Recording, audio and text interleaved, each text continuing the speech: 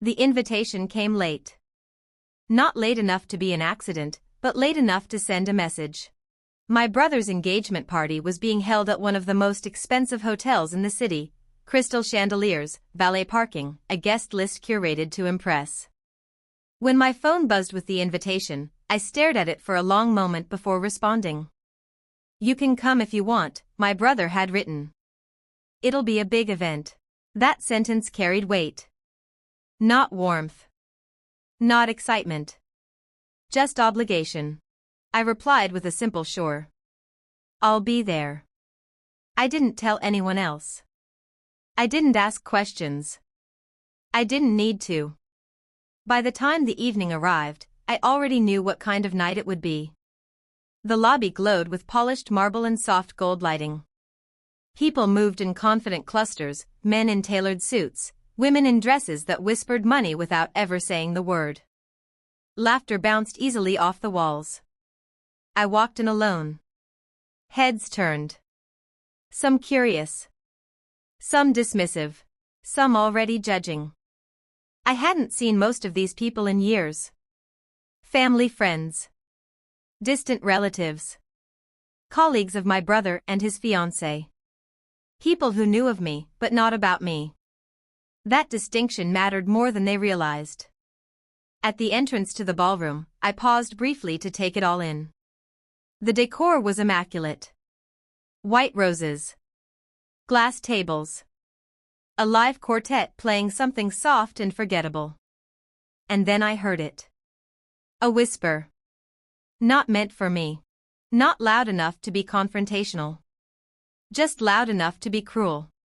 "She actually showed up." Another voice, amused. "I didn't think she would." A third, sharper. "Well, someone had to fill the empty seats." I didn't turn around. I walked forward, heels steady against the marble floor, posture calm. Years ago, comments like that would have made my chest tighten. Tonight, they barely registered. Near the center of the room, my brother stood with his fiancée. Radiant, confident, surrounded by people who treated her like she already owned the place. She saw me first. Her smile tightened.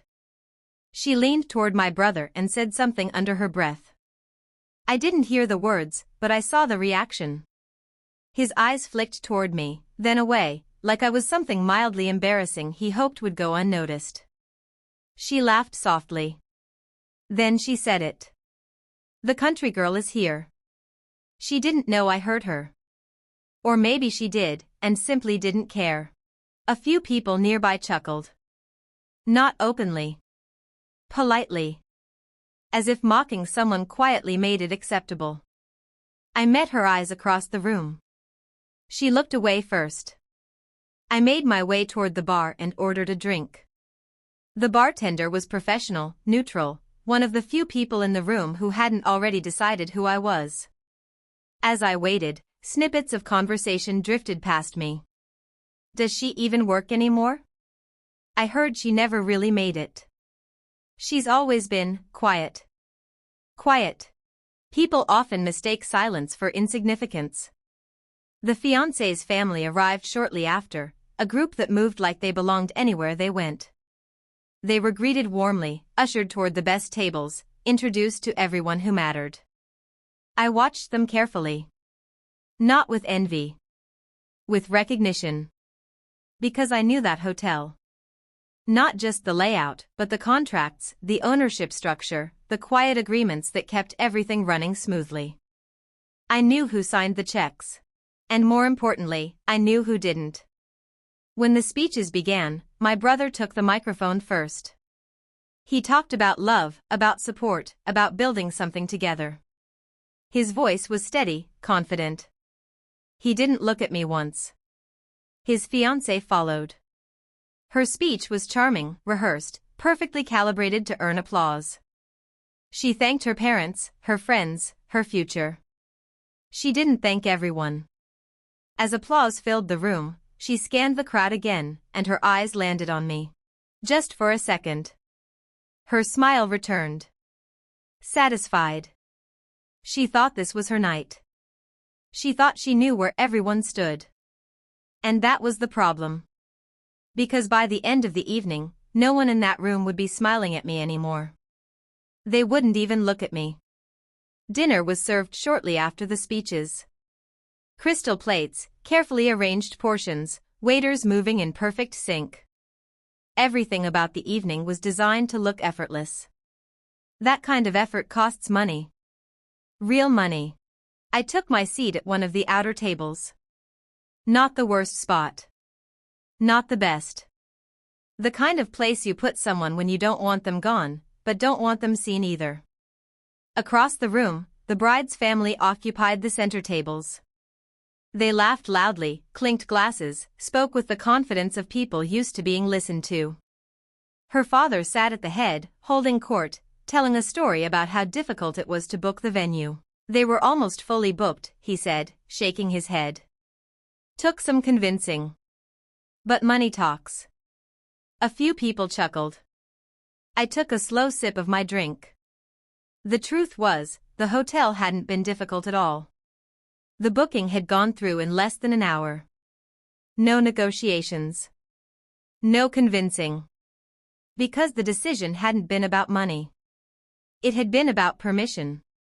My brother stood and moved from table to table, greeting guests, accepting congratulations.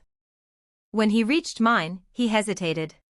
Glad you could make it, he said, polite but distant. I wouldn't miss it, I replied. He nodded, already distracted, already looking past me. You staying long, he asked. That depends, I said calmly. He didn't ask what I meant. He never did. At the bar, I noticed the hotel manager whispering urgently into his phone, eyes flicking between the bride's family and the main entrance. His expression wasn't panic, but it was concern. That caught my attention. A few minutes later, one of the event coordinators hurried over to the bride and whispered something in her ear. Her smile faltered for the first time all night. She glanced around the room, confused. Her mother leaned in.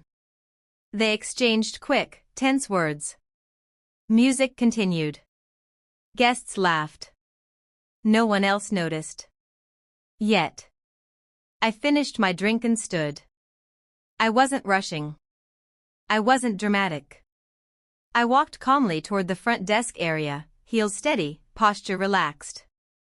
The manager spotted me instantly. His shoulders dropped with relief. Good evening, he said quietly, stepping forward. We weren't expecting you tonight. I know, I replied. I came as a guest. He nodded. Of course. Is everything to your satisfaction? Yes, I said. But I think there's been a misunderstanding. His expression tightened. About the event, I said gently. This booking was approved under my account. His eyes widened just slightly. I wasn't informed you'd be attending, he said carefully. I didn't feel the need to announce it, I replied. But there are some people here who seem confused about who owns this property. The manager swallowed. Would you like me to address it? Not yet, I said. Just make sure no further decisions are made without my confirmation. Yes, of course, he replied immediately. As I turned back toward the ballroom, I felt it shift. Not physically. Energetically. Whispers grew sharper. Waiters paused longer than necessary. The coordinator returned to the bride's table, this time visibly anxious. Her father stood. He raised his voice, just enough to cut through the music. Is there a problem? The room quieted slightly. The manager approached him with a tight smile. Just a minor clarification, sir. Clarification about what? The man demanded. The manager glanced at me. So did everyone else. The bride followed their gaze. Her face drained of color. What's going on? She snapped. I stopped a few steps away. This hotel, I said calmly, not raising my voice, is part of a portfolio managed under my name. Laughter burst out from one corner of the room. Short. Sharp. Disbelieving. The bride laughed too. That's funny, she said. Very funny. I didn't smile. I'm not joking, I replied. Her father frowned. Who are you? I met his eyes. I'm the one who approved this booking, I said. And the one who can cancel it. Silence spread like spilled wine. The music stopped. People turned fully now. No more pretending not to watch. The bride looked at my brother. He looked at the floor. And that was the moment it started to unravel. For a few seconds, no one spoke. The kind of silence that doesn't feel empty. It feels heavy, like the air itself is waiting to see who will move first. The bride was the first to recover. She laughed again, louder this time, sharper. This is ridiculous, she said. You really expect us to believe that? Her father folded his arms. Young lady, he said coldly, this is a private event. If you're trying to cause a scene. I'm trying to prevent one, I replied calmly.